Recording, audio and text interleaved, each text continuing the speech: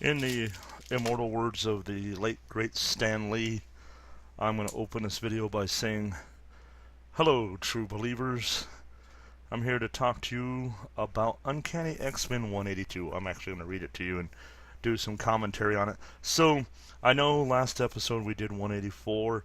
I wanted to go back to 182 before we go into 185 because 182's events lead into 185. So I figured I'd give you guys a little bit of a backstory. So we're going to go back to two issues to Uncanny X Men 182. So this is not the immediate issue after the return from the Secret Wars, but the issue right after that. So it's two issues after the second issue after the X Men come back from the Secret Wars.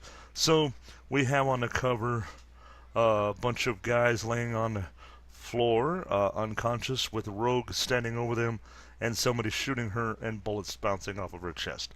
Yes, that is Rogue. I think she only wore this costume one or two times. I believe she actually had it in 184, if I'm not mistaken. But anyways, they tried to do some change-ups in the 80s and do more 80s styles, you know. So she looks like she has tights on and the baggy shirt with the belt, and of course she wears the gloves because if she touches somebody, they go into a coma. So we're getting right into it, and the first page is an advertisement for the video game called Moon Patrol for the Atari 5600 and 2600, or 5200 and 2600 rather. And the 5600 was a more advanced system than the 2600, and the graphics were quite a bit different.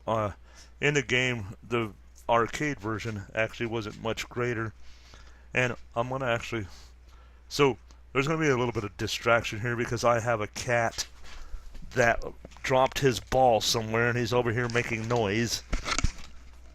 And I tell you, every time I do these videos, the cats all behave until I start doing a video, and then they have to start making noise like Edison. Anyway, so Moon Patrol was a fun game.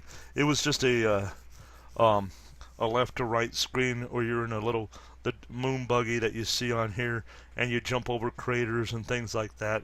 It came out when I was in junior high school, and I gotta say, I didn't really like it that much because I could never get very far on it, so that's the only reason I liked it. But it was a fun game. When I went into the Army, they actually had it in the rec room in the barracks where I was. Never got to play it because I never got out of boot camp. I was still in boot camp when it was there, so I never got to do it. But Moon Patrol. Okay, so Madness, starring Rogue of the Uncanny X Men. So, son of a gun, I've just flown halfway around the world. So we see Rogue flying, big splash page, and the sun in the background.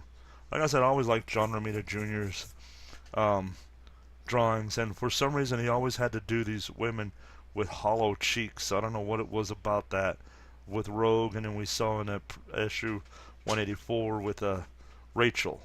So boy, it's great to be up here. I think I understand why Oloro loves flying so much. The beauty, the majesty, the peace.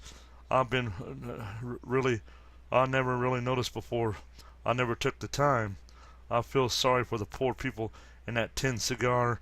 Y'all don't know what you're missing. I wonder if air traffic control has me on their radar. I must be driving them bats. Ha! This ought to raise a few eyebrows. Flies past the cockpit pit window and blows them a kiss. The expressions on their face, priceless. Enough skylarking, girl. You're not up here for the fun of the mission. Fun of it, you're on a mission. So home sweet home, and in record time too. I didn't know I had that kind of speed in me. I also never dreamed I'd be calling Professor Charles Xavier's school for gifted youngsters home.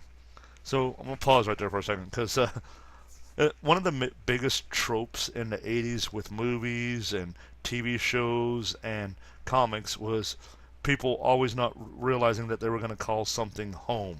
So, X-Men's, the Rogue actually started out as an enemy of the X-Men, as a member of the Brotherhood of Evil Mutants. And so, her becoming a member of the X-Men was probably something she never heard of. She joined the X-Men in 171. In issue Uncanny X Men number 171, But one of the things I remember in Battlestar Galactica, the TV series uh, with Lauren Green and Dirk Benedict, where they Apollo said to Starbuck, "Let's go back home," and he says, "Well, I never thought I'd call the Galactica home," but that was a common trope of people in the '80s, is saying that they never thought they'd call something home, and it's funny that when you're you hear it at the time and things you don't think about it, but as you get older and look at things, you realize how many things have repeated in different venues. So we get back to the story. So Rogue lands, comes through the skylight, and says, "Funny, the curves life throws you. I used to belong to the Brotherhood of Evil Mutants.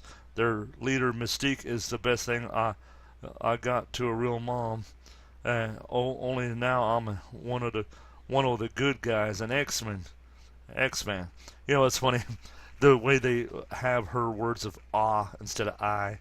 They're trying to do the southern accent. I just always thought it was kind of, when you read it now, you realize how lame it is, because I used to belong to the, does she really think that way? I know she might speak that way, but do you really think that way? I lived in the South, and I never thought like that. I might have talked like that, but I never thought that way.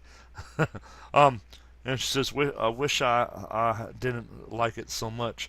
Sooner or later, I'm going to have to choose my family or my friends.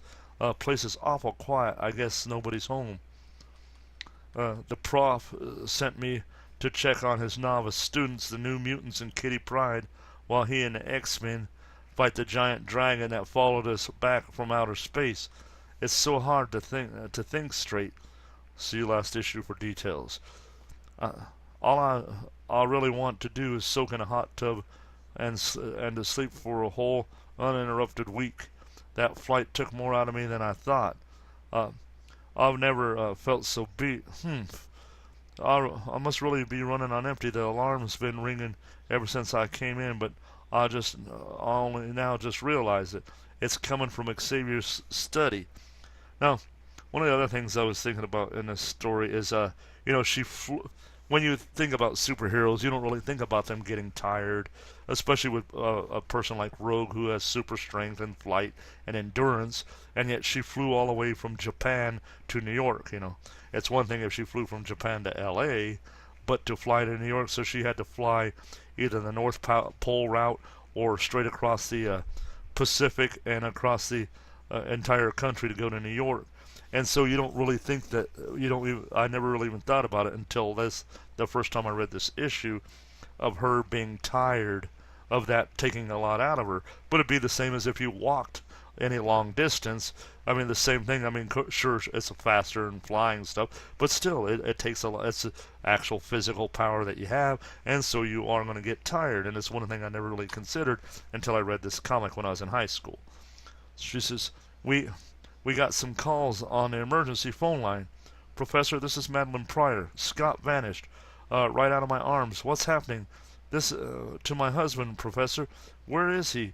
Who took him? Please help me. Help me. Help him. Help me. So Madeline Pryor, for spoiler alert for those who don't know, was actually a clone of Jean Grey, who came into Scott Summers' life, who was created by Mr. Sinister. And she had no memories of being. She didn't know she was a clone of Jean Grey, but she was an exact duplicate. And her and Scott fell in love, and was part of Sinister's plot to breed one of the most powerful mutants, because he knew that the genetic structure of Scott Summers, Cyclops, and of Jean Grey, or Madeline Pryor, since she's her clone, would have would be a very like Omega level mutant, a mutant so powerful that, and if he had it under his control, he would have he could do a lot, rule the world basically. Now, so Nathan and Madeline and Scott did have a son Christopher Nathan Summers, who is actually Cable. But that, I'm going for just a little fill you in there. But the but in an alternate reality, Scott and Jean have a daughter, and I wonder who that is. I'm not going to tell you. You probably know because this comic's been out for 30 some years. But if you don't, I'm not going to tell you until we get to it in the comic books. So, continuing with the story. So, how he got grabbed, girl, like we all did. Every top-notch hero and villain worth the name yanked across the universe by some character called a Beyonder. For that story, see Marvel Superhero Secret Wars on sale now. I might have to go through that with you guys. Okay, so, but if all went well, Cyclops should have been returned to you safe and sound. Of course, we were supposed to land in New York, not Tokyo, and no one said anything about tossing in that dumb dragon last-ish. And there's another message. Charles, I know that voice. This is Michael Rossi. I'm aboard S.H.I.E.L.D.'s helicarrier. I'm afraid your suspicions have been confirmed. He got cut off in mid-transmission. He's in trouble. Click. Beep. Professor, it's Ileana Rasputin. Kitty's been captured by the Hellfire Club. Emma Frost, the White Queen, is trying to brainwash her into deserting the X Men and joining them. Kitty's resisting as best she can, but she can't last much longer. The New Mutants and I are going to her rescue. There's a note on your desk detailing our plan. If we're not at home when you get back, we're in a mess ourselves. If you never come back, then it really doesn't matter. Click. So here's another common trope for shows in the 80s and movies and stuff, is somebody always leaves an important note on a desk or somewhere, and it gets blown under the desk and nobody ever sees it. So here's the desk under the note under the Professor Xavier's desk. Professor, Kitty accompanied her friend Doug Ramsey to the Massachusetts Academy to keep an eye on him. She figured she'd be safe because Emma Frost was still in a coma. She was wrong. Dun dun dun. So that's actually happened in the New Mutants at the same time that the X-Men were off-world. Maybe I'll read the I might read the read the New Mutants for you all too. So, free Spider-Man comic, first issue. When you mail in 3 proofs of purchase from Oreo chocolate sandwich cookies. Hey kids, you get that special edition first issue of Spider-Man free, plus the origin of Doctor Strange. This comic has been out of print for a long time and cannot be bought at newsstands. All you have to do is to get this special comic is complete the official order form below and mail it back with 3 proof purchase seals from 3 packages of Oreo chocolate sandwich cookies. So ask your mom to buy Oreo, the one and only, the dark, delicious, creamy, crunchy chocolate sandwich cookie. Hurry! Free Spider-Man. Comic book orders must be received by June 30th, 1984. So there has to be some kind of catch, because how would they be holding on to all these back issues of Spider-Man for all these years? It's Marvel Tales Spider-Man. I can't see what it is, but I'm pretty sure it's probably a reprint. It has to be, or they wouldn't be giving it away like that. Well, it says first issue, but it doesn't look like a first issue on it. It looks like 137 or something on there. So, liars. Okay. So, now we see the S.H.I.E.L.D. helicarrier. This is what it looked like back in the 80s. Midway down the eastern seaboard and 5 miles straight up hovers a unique aircraft, the flying juggernaut that serves as the command base for S.H.I.E.L.D., Supreme Headquarters, National Espionage Law Enforcement Division. I liked it back then when it was Supreme Headquarters, International Espionage Law Enforcement Division, instead of what it is now. I forget what it is, Strategic, Homeland, something, blah, blah, blah. I like that. I always thought that Supreme Headquarters, International Espionage Law Enforcement Division sounded cooler. And on its detention deck, once more, what's your name? This man is stubborn. we've we've been at this for days, and he hasn't said a word. Hey, Paul, you think he's mute? And he punches him across the back of the neck. Well, he makes noises anyways. That's a start. Wolf, cut it out, Price. What I do, partner? It's not my fault if the prisoner's so clumsy. So, some upstanding shield agent beating the crap out of a prisoner here. And here's the ad again that I read for you in 185 of the Cookie Crisp, where you send off the proof of purchase and get the free issue of the comic books. And this is actually the comic I'm reading to is the comic I got for free when I when I when I sent away. Now, what's interesting, if you look at the comic books that they're showing on here, I can the Spider-Man one, Amazing Spider-Man, is the first issue of when he came back from the Secret Wars with the symbiote. Before they knew it was a symbiote, they just thought it was a costume. And I can't really tell what the Fantastic Four one is. I think it has something to do with Sue Richards, it looks like. I'm not sure. But the Alpha Flight actually tells the origin of Sasquatch. And in Hulk, that's actually Rom, the Space Knight, who I actually talked about to you about in the other video about issue 184, who is hunting the Dire Wraiths. Okay, so he says he keeps tripping over his own big feet. Upsy daisy, fella. You sure you want to go through with this? Play hero, all you like my friend, and all you like my friend. In the end, you'll talk. Everybody does. The question is, do you really want to get beaten to a pulp in the process?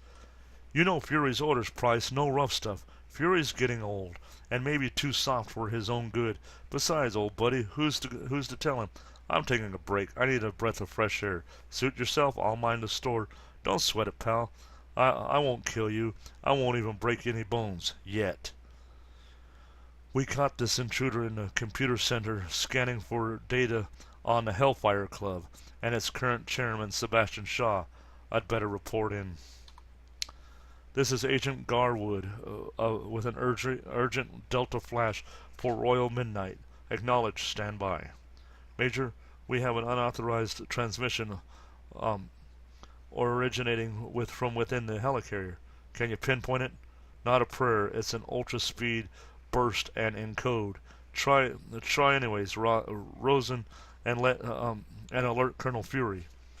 Meanwhile, in an underground vault, hidden beneath the New York's venerable, notorious Hellfire Club, a photo of our prisoner, Mr. Shaw. Identify him, Tessa.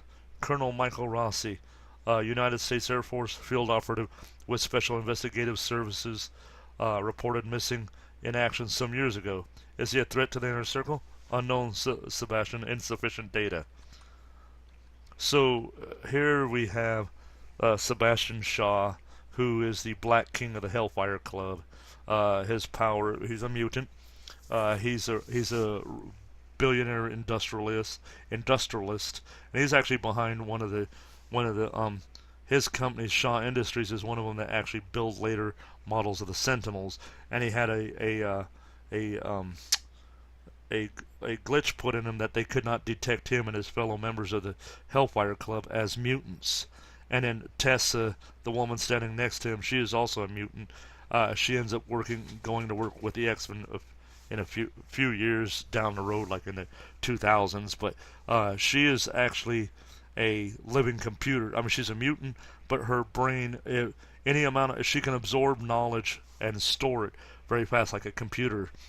And so anything she reads, sees, or anything that she is exposed to, she remembers and can use it and remember it, and that's why she's so such a asset to the inner circle of the Hellfire Club. And the Hellfire Club, for those of you who don't know, is consisted of an inner circle. It's a club that's in New York City, and they dress in stuff like this. If you've seen X Men: First Class, you know what I'm talking about. The women in lingerie and the men dress up in garb of the 18th century, and as if they were like plantation owners and stuff. and but the inner circle are all super beings. It used to be that they were all mutants, but one of them, Donald Pierce, is a cyborg, and and that's not always true that they're mutants. But there's no White King at this time, and this time there's the Black King, the Black Rook, I believe, and the Black Bishop. There's a White Queen, no Black Queen, and a White Bishop, which is Donald Pierce. I could be wrong, but I'm pretty sure that's what it. So back to Sebastian Shaw. He says, the fact that Rossi is curious about me at all makes him dangerous. Eliminate him, Garwood. Good evening, Sebastian. How nice to see you, Emma, even if it is a telepathic simulacrum. To what do I owe the pleasure? I have acquired some new students at the Massachusetts Academy. Charles Xavier, former proteges of the New Mutants. Would you care to meet them? I'd love to. I'll see you tomorrow in New Mutants number 17 on sale in 2 weeks. Let's talk about foreshadowing. Alright, then we have another ad for Atari Software. Donkey Kong and Nintendo are trademarks of and copyright Nintendo 1981, 1983. So these are more games that you can buy for the Commodore VIC-20 or 64 and Texas Instruments 99. We had so many options for home computers back then, but they were so crazy and expensive, not like they are, or expensive like they are now. We got Pac-Man and Centipede and Donkey Kong. You know, I always wanted Donkey Kong. I love playing Donkey Kong in the arcade game, but the Atari version, oh man, it was terrible. And it only had 2 different levels on it. You just kept repeating them over and over again. Alright, so here we have, I just find, she says, if Mystique could see me now. So Rogue is actually laying on a cloud watching the helicarrier. Alright, so this is supposed to be the most technologically advanced vehicle in the world at this time, and they don't see her laying on this cloud. You know, she says, sun's almost gone, the sky's still light, but the ground's in shadow. Time made my move. And Susan B., do your stuff. And she throws a coin.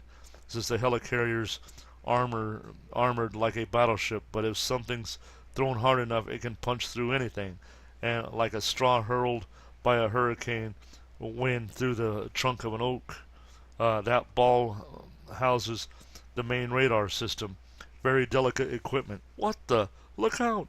And once it's out of action, that tub will be virtually blind. This tub will be virtually blind. In all the confusion, who's then to notice me slipping aboard? So she throws a Susan B. Anthony dollar through the this one this Achilles heel, the port shaft, the shaft on the Death Star, for the equivalent to the shaft on the Death Star on the Shield helicarrier here, and takes out all the radar equipment with one coin and doesn't hit one person. Because you imagine if she threw that as hard as she threw that, if it would have hit a person, you know it would have killed them. So, but conveniently, she didn't kill anybody, but she knocked out every single important system in the on board. So apparently that's one of Rogue's powers, is to never miss her target. Okay, so we have another an ad page here for comic book dealers, and where smart people quit using centuries-old erasers. Have the new Magic Eraser. Its formula doesn't leave crumbs on paper. Send $1 to Cenotech, 311 East Julia Way, Hanford, California, 93230. Well, that's a way to sell an eraser, huh? And then be a slam dunker. We read that the last time. Read a book and learn how to be a slam dunker. And here's the first teaser of the comic book Power Pack. The next new generation of superheroes for readers of all generations by Louise Simonson, June Brigman, and Bob Wyack. On sale May 1st. Don't miss it. Always wondered about it because they had this teaser page and it's all in shadow and you don't know what it's about. but you see like 4 kids and some weird looking thing holding hands. Oh, I hate freaking Windows 10. I'm in the middle of making a video and it makes a pop-up that makes noise. Uh, anyways, so realism. Uh, uh, if you've ever never read Epic Illustrated, you missed Jim Starlin's Metamorphosis Odyssey, the cosmic saga that began his popular space fantasy series Dreadstar. All new adventure of the Silver Surfer by Stan Lee and John Buscema. Murata the She-Wolf, a fantastic new sword and sorcery epic heroine created by the writer-artist team of Chris Claremont and John Bolton. They actually were the ones that launched the new era of X Men, Chris Claremont and John Bolton. Why missing anymore? Epic Illustrated was actually a magazine, but it was a comic book magazine, and it was really high-quality paper, and the stories were a lot more in depth. You know, it cost quite a bit more than the regular comics, but they only really sold them in comic book stores, so you couldn't really pick them up at like the newsstands like I used to get most of my comics back then. It says by the time these bozos get to their act together, and realize what I'm up to, it'll be too late. And she kicks open a metal door, and intruder alert in the computer center. Take her. So you got guys in lab coats going after Rogue. Just, you gotta be kidding me. Sweet dreams, gentlemen. Your people haven't changed, Nick Fury. They're brave, but they're oh so dumb. This seals the damage control bulkheads, trapping the crew in their various compartments. Bulkhead system. And this ensures that having to open each door manually, as well as neutralize the vessel's entire inner security network. Not too shabby if I do say so myself. She snaps her fingers. Everybody will be way too busy just making sure the carrier stays afloat to worry about me and my little jailbreak. The blast doors have been activated. This doesn't sound like a drill. Are we under attack? I still got a cat in the heat. Perhaps I can turn that to my advantage. Yo, Paul, what's the story? Why the alarms? Beats me, Price. How's the prisoner? Clumsy as ever, partner. Guy's laying on the floor. Give me a hand getting him back to the cell, will you? Bam! My apologies, Price. I have other plans for you. And a good colonel here. He overpowered you, grabbed your gun, and shot you dead. I had no choice but to kill him. To satisfy ballistics, I'll put my weapon in Rossi's hand and take yours for myself. No one will be the wiser. Pardon me, sugar. What? Who? Oh, golly gee, am I interrupting? Sorry about that. You see, Colonel, Rossi's a friend of mine. I'm afraid I really can't let you shoot him. How are you going to stop me? I'd advise surrender, hun, before one of us gets hurt. She's invulnerable, but I've still got a chance to finish Rossi. Yar! She smashes the gun in his hand. Forget it, fella. Just be grateful my punch doesn't take your head clean off. Ugh. Colonel Mickey, they did a royal number on you, didn't they, Ace? Not to worry though. You're in good hands. The best. I'll take care of you. The way you always did of me. That voice can't be though. Never thought never see you again. So if you notice, the Rogue's accents changed. Instead of saying "all" or "ah," she's saying "I'll." Just a little hint here. So, me and the bad penny lover forever popping up where and when least expected. Blast, he's unconscious. He may have internal injuries. I have to find a place to go to ground and give him a proper examination. No point in being subtle. Shield knows I'm here. I might as well leave by the most direct route. What was Rossi's mission? He was working with Xavier, but was it officially sanctioned? And why the rough stuff from those Shield operatives? One of them had murdered another and was about to execute him. Was the killer a mole? If so, who's he working for? Delta Base from Tango Leader. We have Intruder contact on our scopes. Vectoring away from the helicarrier. Tango flight. Contact is confirmed hostile. Your orders are to intercept and destroy. Whoops. The carrier's fighter screen looks like they mean business. Well, two can play that game. Looks like she takes out another Susan B. Anthony. Tango 2, something just plowed through my port engine. The turbine's running wild. She's tearing herself apart. I've got to bail out. So she just threw away $2 now. That was a lot in 1984. That was a big gulp in 4 video games, or 3 comic books. Delta Base, I'm trying to stay with the hostile, but she's so fast I can't match her moves. Where'd she go? I can't see her anymore. Delta, it's too dark. Negative radar. Contact as well. She's so low. Her signal's being masked by ground clutter. Tango 2 returning to base. I've lost her. Cape Cod, Massachusetts. The old lady still has some pretty nifty moves, Ace. Pity you didn't see me in action. You'd be proud. We should be safe here. My folks leave the house pretty much empty over midwinter. Look at me carrying my first true love across the threshold. This what you call one of life's little ironies, Ace. Considering, as you said, we haven't seen each other for years. Considering I thought you were dead. No broken bones, thank heaven, nor abdominal rigidity. Rigidity? I don't think you're bleeding inside, Rossi. You look just awful, and when you wake up, you'll probably feel worse. What'll I do till then? What'll I do then? What's wrong? This house. I don't belong. Bingo.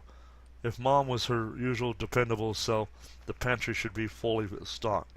All I have to do is turn on the gas for the stove, and I'm in business. I wonder why I felt so weird a minute ago.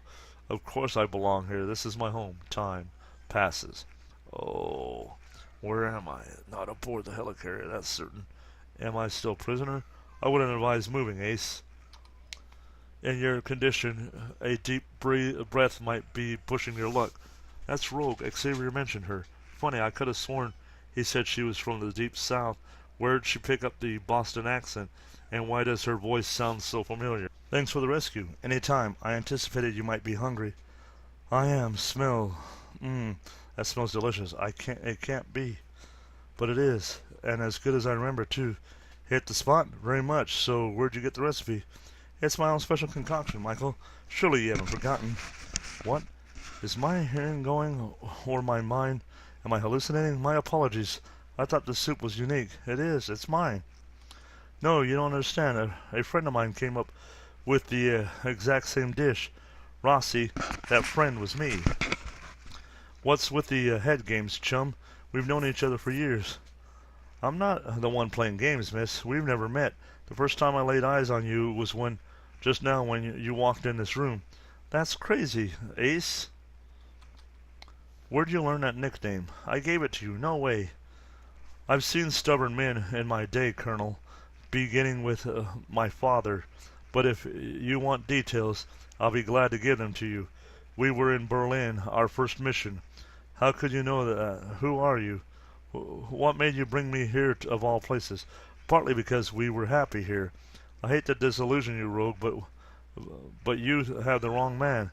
How can you say that after that, Mickey? After all that we've been through together? It's the truth. Why'd you come after me anyway? And you called, I answered.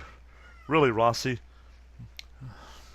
Do you think I'd ever leave you in the lurch after the way you and Wolverine defied orders to bust me out of Lubyanka prison? The KGB would never have let me go. I owe you my sanity, Ace, and probably my life. Why are you looking at me so strangely, Rossi? What's wrong? You are. Stop it, you're scaring me. No more than you are me. When was Lubyanka? 8 years ago. And we first met right after I joined the Air Force.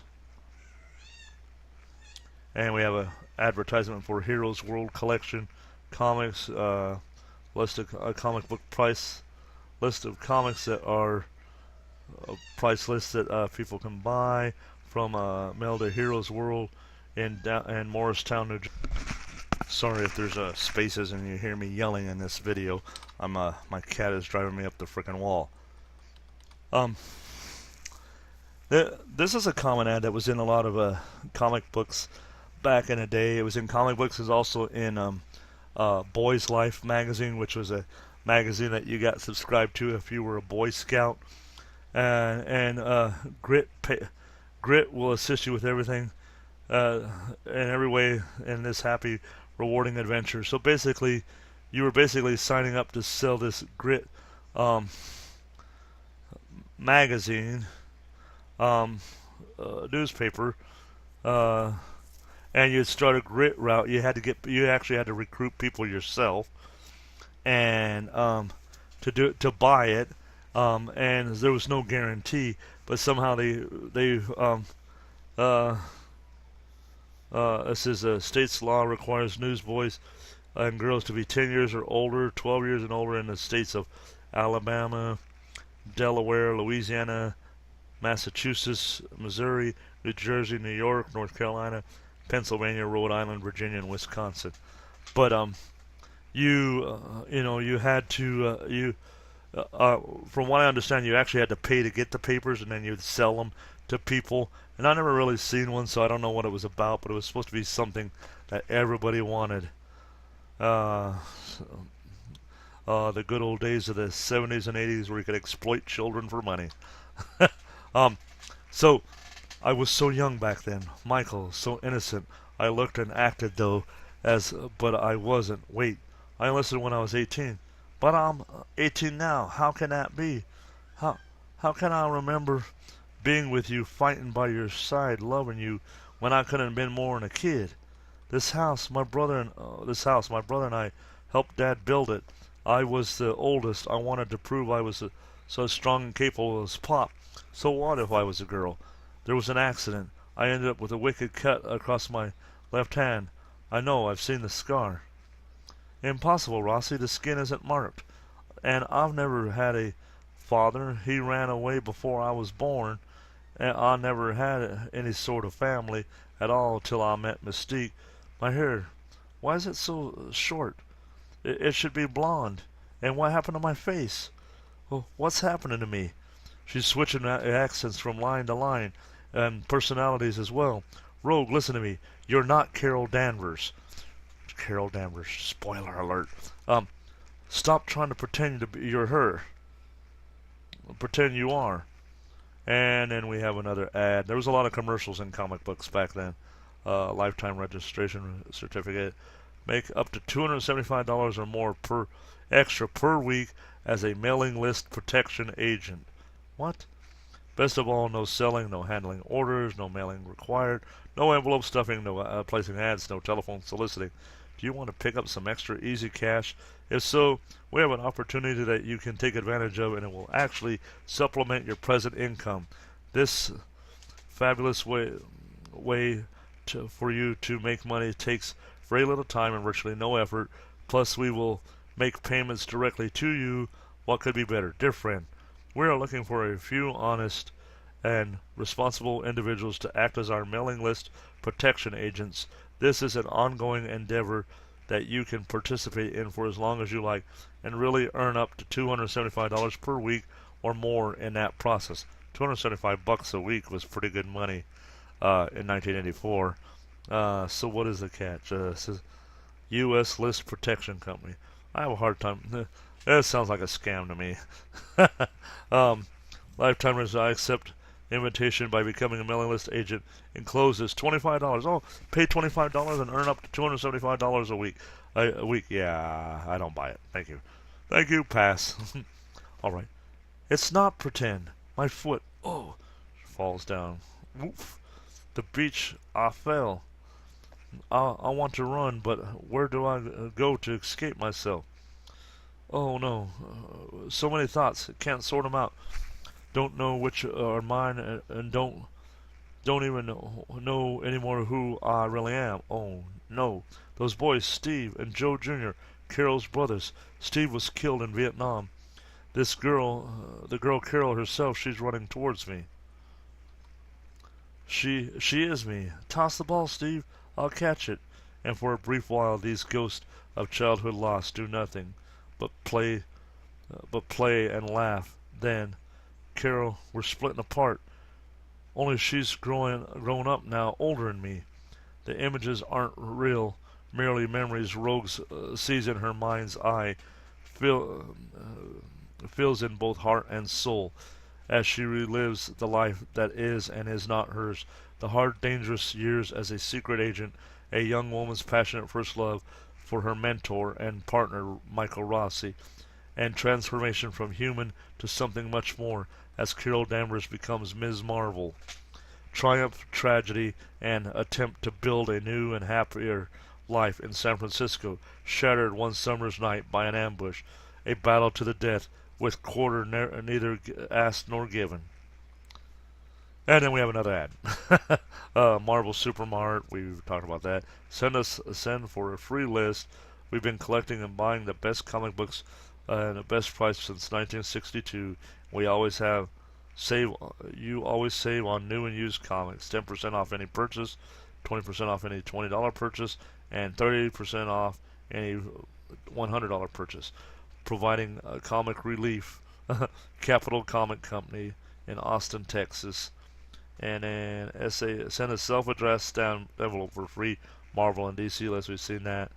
And the Marvel Comics group. And from Skinny to Winter, we've seen that. Golden State Comics in that. Free offer, $1 million gold banknote. Fool all your friends with this exact reproduction of an old U.S. gold banknote, 1840. It's yours free when you send for our new fun catalog and get federal charges brought against you for counterfeiting. Yeah, sounds fun. High school, American School has helped adults finish high school at home. Spare time for over 80 years. Diploma award at info free, no salesman. American School Department, Chicago, Illinois. Huh? So you can go back to get your high school diploma if you dropped out. British Empire, 104 different mint pictorial colonies, 10 cents with approval. Else from must be paid for a return Camco. And of course I get a text message while I'm talking. And I gotta remember to mute my phone. See, all the reality, all these things that keep interrupting me while I'm recording the video. If I was recording a video game, there wouldn't be any noise because there's nothing to be heard. So, Rogue, that's her screaming. She's alone on the beach, but there's no sign of anyone attacking her. Are you okay, kid? Stay away from me. Huh? And she questioned, what? Don't touch me, Rossi, or I don't want to do to you what I did to her, to Carol. What was that? I stole her life. When I absorbed her powers and memories, I destroyed her, as surely as if I'd put a bullet through her head, and in the process I may have destroyed myself as well. I never realized how much she lost because of me, and I took not just her memories, but her emotions that were bound up with them, and the things that give life and self meaning. Now when she looks at you or her folks, she may all know who you are, thanks to Professor Xavier's therapy, and how she should feel towards you, but I'm the only one who feels those emotions. You were right, Rossi. We've never met, but inside me are the memories of when you and Carol were in love. They fool me, and I get confused. I react as if they're my memories, my emotions. How could you have done such a thing? For pity's sake, why?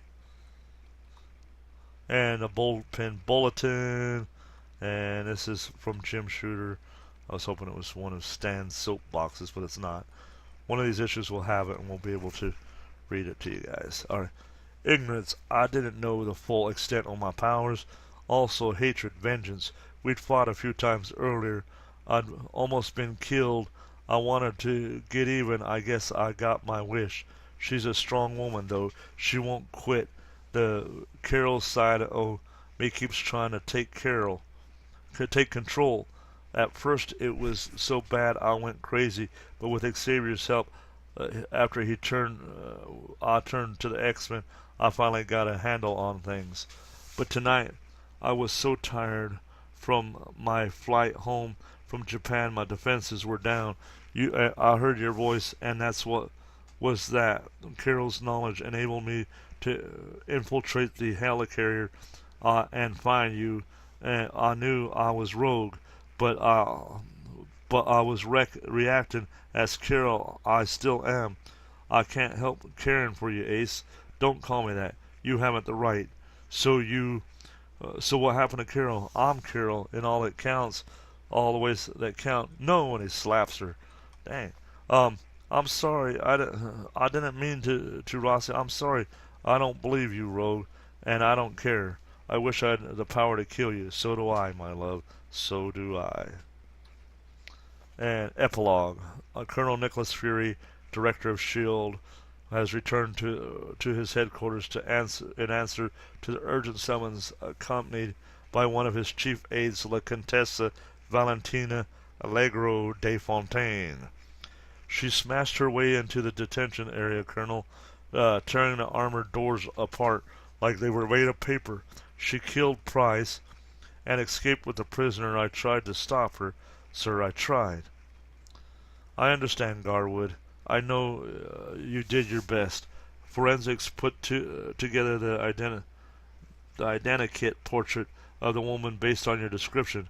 That's her, Colonel. A perfect match. We still haven't identified the prisoner, but the rescuer is Rogue, one of the Brotherhood of Evil Mutants, though lately she's been affiliated with the X Men. Her power is to absorb the mind and physical abilities of whomever she touches. Strange. Price was shot. Why would someone with Rogue's assets stoop to using a gun? That doesn't make sense. I don't care if she's joined the Girl Scouts, Val. I won't have my people murdered. Operations, this is Fury.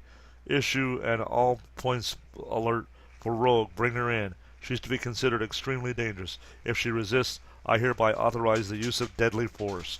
Dun dun dun. Now, next, He'll Never Make Me Cry. And that's where we go to, where we picked up in 183, where Peter and where Colossus and Kitty Pryde break up, and Colossus gets in a barroom brawl with Juggernaut. And we got X-Mail here. I'm going to dwell on it a little while you guys, while I talk. You guys can read it if you want. But we so we come to the end of the issue. These comics bring back so many memories. Like I said, these comics came out when I was in junior high and high school, and they bring back so much of, my childhood and the memories of things that I completely forgot about, and things that, my thoughts that I thought about things at that time when I was 15 years old, and now when I'm 51, how I look at things at a different perspective. I never, like now I understand more about like how a superhero could be tired from flying all the way around the world when, hey, it's a superpower. That shouldn't put any drain on you, but it did. It does in comics. Obviously, it's not real. But so any kind of physical exertion is going to wear you out, whether you're superhuman or human. So, anyways, I want to I want to wrap up this comic, and and call it a night. And Advanced Dungeons and Dragons video game. This was for Intellivision. I had a friend in junior high that had Intellivision, and I used to go over to his house and play Advanced Dungeons and Dragons. That's the only console that had Advanced Dungeons and Dragons on it, and it was and back then you couldn't save games, so you actually had to fight the whole thing through or die. Anyways, so. And then we have Popeye. Popeye was one of my favorite arcade games. But look at the difference. Let me show you. This is the difference between the Atari 5200 and the Commodore. Look at, these are small pictures, but look at how bad those graphics are. The arcade game was far better. Um, but if you look at ColecoVision, the one in the bottom right, so the Atari 2600 is the one I had. that does not look anything like the ColecoVision. The ColecoVision was like leaps and bounds beyond Atari. Um, and yet, this game was made for all these consoles. The arcade game was quite um, different. Actually, I think I may have a ROM of it. So this is the Popeye video game version. Turn the volume down here. This is what the arcade version looked like. I'm not going to play the game, I'm just going to let it run the intro. I had no idea that the freaking intro made noise. But this was one of my, I love this game. I don't know what it was about it. It was kind of similar to Donkey Kong at the time. But this is that game that was advertised in the back of that comic.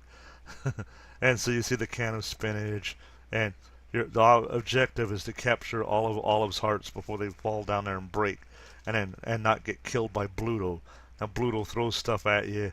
He can reach down there and grab you and knock you in the water. There's a sea hag throwing stuff at you. So this was one of my favorite games. But if you look at it, look at the way it appeared on the ColecoVision, and between the ColecoVision and the Atari 2600, you see how really big of a difference is. And anyways, so I'm going to wrap up this video. Gave you a comic book and an arcade game teaser. So I hope you all have a good night. My next video I'm going to say a few words about Stan Lee and do a little bit of commentary. I might not even do a comic book review. I might just do something about Stan Lee and my feelings about that and some other things. So I just want to say good night, everybody. I hope you all rest well and take care and stay nerdy forever. Bye.